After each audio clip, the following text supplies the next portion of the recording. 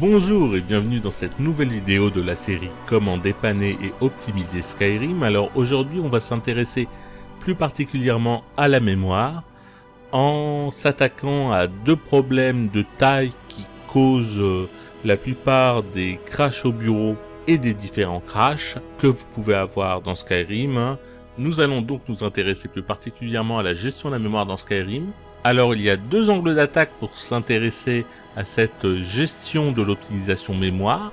Il s'agit de la limite mémoire du moteur de Skyrim de 3.1 Go et aussi du dimensionnement de la mémoire de travail de Skyrim que l'on va appeler pile ou container. Alors en ce qui concerne la limite mémoire de 3.1 Go, on peut la contourner en utilisant la mémoire de votre carte graphique, ce qui aura pour effet secondaire d'améliorer les performances, puisque la mémoire de votre carte graphique est généralement plus rapide que la mémoire de votre système. Et enfin, en ce qui concerne les containers ou piles mémoire, nous allons tout simplement augmenter la taille, puisque de fait, il s'agit de crashs qui surviennent lorsque le jeu remplit son container et décide d'en créer un nouveau, ce qu'il fait horriblement mal. Alors avant de passer à la pratique, je tiens à préciser que cette vidéo va vous présenter des méthodes d'installation un peu différentes. On ne va pas utiliser Nexus Mod Manager, on va attaquer directement le répertoire où est installé Skyrim, donc je vous recommande la plus grande prudence. Je tiens aussi à préciser que j'ai testé de fond en comble les différentes méthodes que je vous propose et que cela a rendu mon jeu étonnamment plus stable. Donc cela vaut la peine d'y jeter un coup d'œil. Alors Skyrim s'alloue 256 MB de mémoire de travail et il peut survenir des crashs quand ces 256 MB sont pleins et qu'il décide de créer un autre conteneur de 256 MB. Pour pallier cela, il suffit d'augmenter la taille de ces conteneurs à 512 MB, ce qui suffit largement dans la majorité des cas. Alors il y a deux méthodes. La première, en utilisant un mode SSME, Skyrim Startup Memory Editor, by Q. Alors c'est très simple, faire download manually,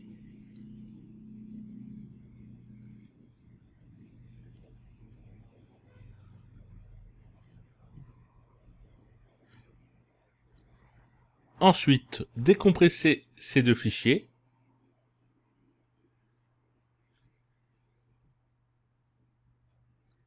aller dans votre répertoire où est stocké Skyrim. Donc dans mon cas, il s'agit de Program File x86 Steam Steam Apps Command Skyrim. Il peut varier selon où vous l'avez installé. Ensuite, on va faire plus simple. On va aller là où j'ai téléchargé. On va décompresser sur le bureau. Ensuite, il vous suffira tout simplement de copier ces deux fichiers sous la racine de Skyrim, non pas dans le répertoire data où sont stockés vos mods, mais bien sous la racine de là où est Skyrim. Pour pas vous tromper, vous devriez y trouver Skyrim Launcher.exe et tesv.exe.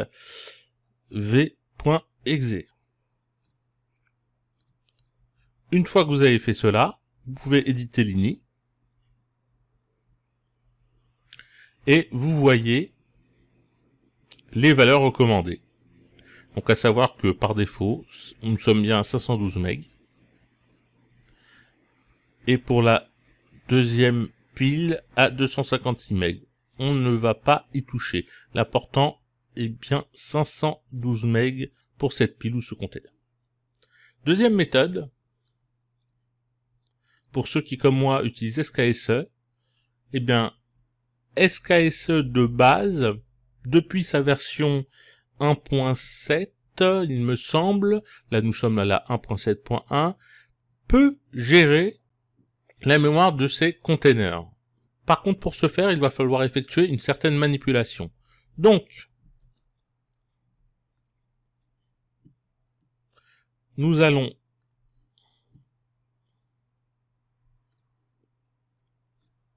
télécharger la dernière version.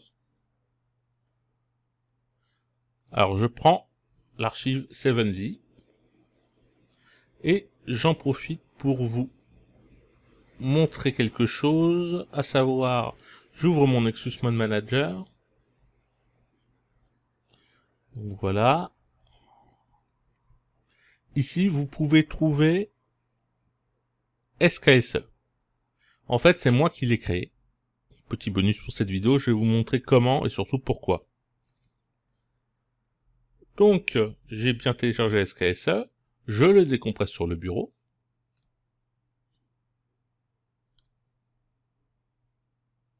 Le voici.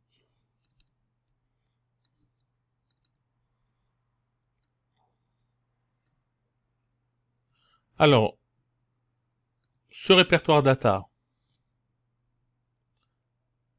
je fais ajouter à l'archive. Je vais l'appeler SKSE 171, voilà. Ensuite, je le charge manuellement. Donc bureau, SKSE, ouvrir. Et de fait, comme j'ai une ancienne version d'SKSE et que j'avais fait cette opération, il me suffit de désactiver,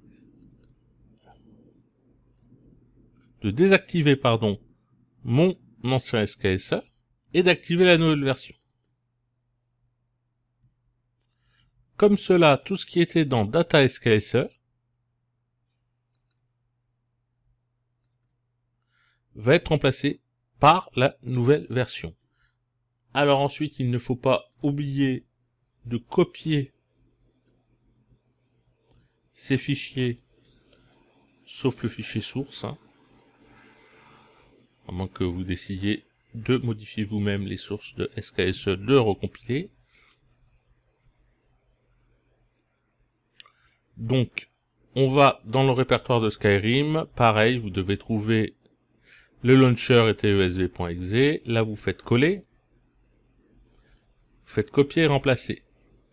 Et là vous devez avoir la nouvelle version d'SKSE si vous devez mettre à jour. Voilà, c'est un petit bonus dans cette vidéo. On en revient tout de suite à SKSE classique. Alors, juste en passant, si vous appliquez cette méthode et que vous n'aviez jamais installé SKSE, à partir de maintenant, il vous faut lancer Skyrim avec le SKSE Loader. Donc vous pouvez créer un raccourci sur votre bureau, que vous l'appelez Skyrim.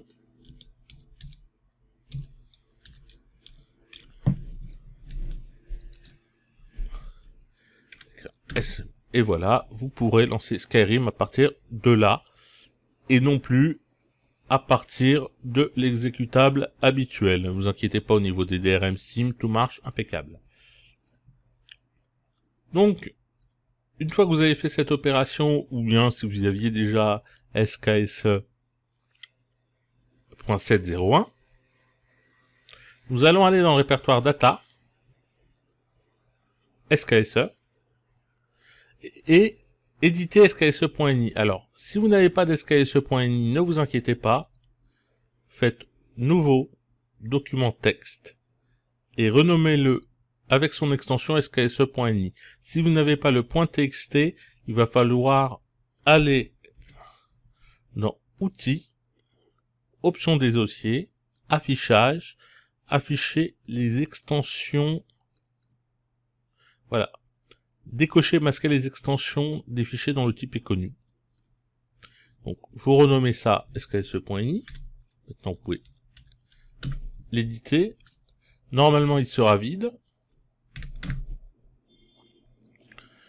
Clear invalide registration égale 1. Cela permettra d'indiquer à SKSE que vous voulez qu'il recherche les scripts orphelins. Mais nous y reviendrons dans notre prochaine vidéo tuto consacrée aux sauvegardes de Skyrim et aux scripts laissés suite à la désinstallation de mods. Alors ensuite, il vous faut ajouter ces deux lignes-là. Alors, pourquoi j'ai 768 et non pas 512 comme je voulais indiquer? Car en fait, SKSE fonctionne d'une manière un peu différente. Il s'agit là de la taille totale Donc 512 plus 256. Donc à noter, si vous le baissez à 512, ben vous aurez la même chose que Skyrim Vanilla. Donc, prenez ces deux lignes, recopiez-les, faites un copier-coller, j'essaierai de vous mettre ça en commentaire.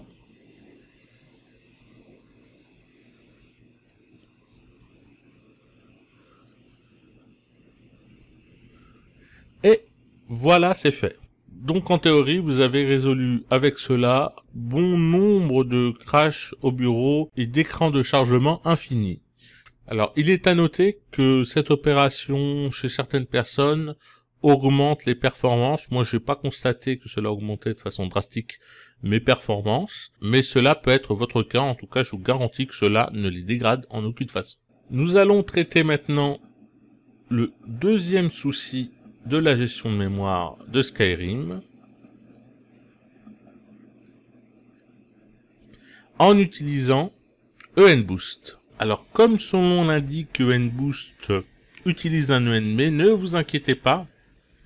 Le but de ce ENBoost est de prendre avantage des améliorations de l'ENB tout en désactivant les améliorations graphiques et tout l'environnement graphique. Donc on va profiter des avantages de cette ENB, à savoir utiliser la mémoire de travail de votre carte graphique sans avoir aucune amélioration. Donc si vous utilisez déjà un ENB, ne vous inquiétez pas. Donc on va télécharger ENBoost.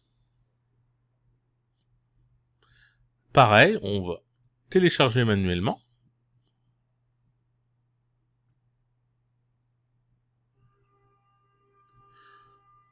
On va aller sur enbdev.com pour télécharger l'ENB dont il est question. Alors notez que quand vous cliquez sur le lien, vous n'avez pas le menu. Le site internet est un peu, comment dirais-je, moisi. Bon, il est un peu bizarre, mais cela n'enlève en rien à l'excellent travail de l'auteur, Boris Vorontsov. J'espère ne pas avoir écorché son nom. Donc là, j'ai cliqué sur Index, sur News, pardon. Ensuite, je vais aller sur Download. Je vais sélectionner The Elder Scrolls Skyrim. Et ensuite, alors c'est pas vraiment évident parce que on ne peut pas savoir de prime abord qu'il s'agit de liens, mais je vais cliquer sur la 0254. Et tout en bas, je vais faire Download. Donc, maintenant, je peux fermer mon navigateur. Je peux supprimer tout ça.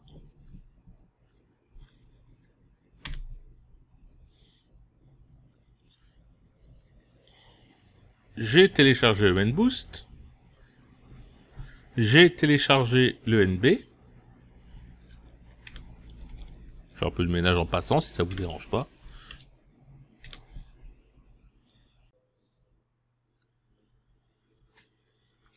Et voilà.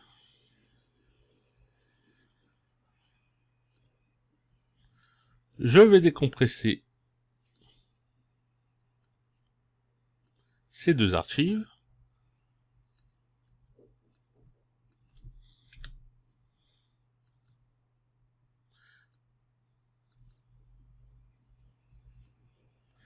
Donc, voici. Alors, dans le répertoire de l'EMB 254, on va prendre la version wrapper.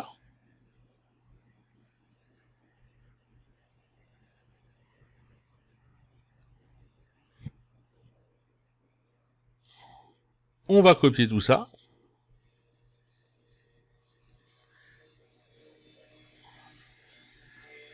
Et on va le coller, pardon, dans le répertoire où se trouve Skyrim.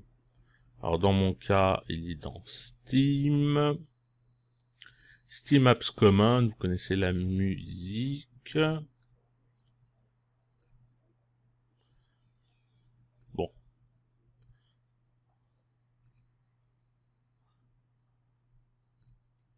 Voilà, j'ai tout copié et remplacé. Vous ne devriez pas avoir à faire ça. moi je voulais vous montrer comment ça se passait et je l'avais déjà installé. Donc, ce n'est pas fini. Ensuite, dans le NBoost, on va sélectionner le type de carte vidéo. Alors, dans mon cas, c'est une carte vidéo Nvidia 660 TiOC. Donc, je sélectionne Nvidia. Là, je sélectionne le montant de mémoire vidéo que j'ai, à savoir 3 Go. Et je copie nblocal.ini. Je le colle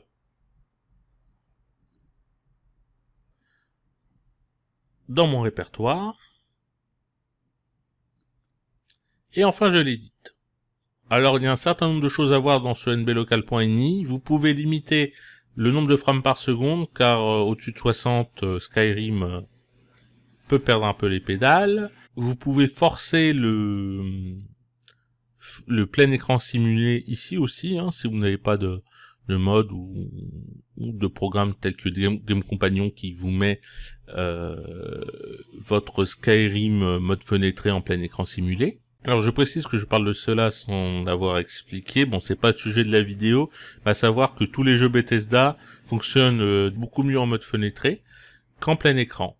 Donc ce qu'il convient de faire, c'est de mettre le jeu en fenêtré, mais comme c'est moche de jouer avec une fenêtre tout autour de son écran de jeu, eh bien il y a des solutions pour jouer comme si on jouait en plein écran, sauf qu'au niveau gestion d'affichage, on est bien en fenêtré, ce qui améliore les performances et la stabilité du jeu. Et voilà pour l'INI, je crois qu'on a fait le tour de ce qu'il convient de toucher. Je vous invite à ne pas toucher au reste, à moins que vous vouliez faire des tests. Et voilà pour cette deuxième vidéo de la série Comment dépanner et optimiser Skyrim qui parlait de la gestion de la mémoire. J'espère que cela vous a aidé. Si cela a été le cas, un petit pouce vers le haut, c'est toujours sympa, ou si ce genre de vidéo vous plaît, n'hésitez pas à vous abonner à la chaîne. Quant à moi, je vous dis à bientôt pour une nouvelle vidéo. Ciao.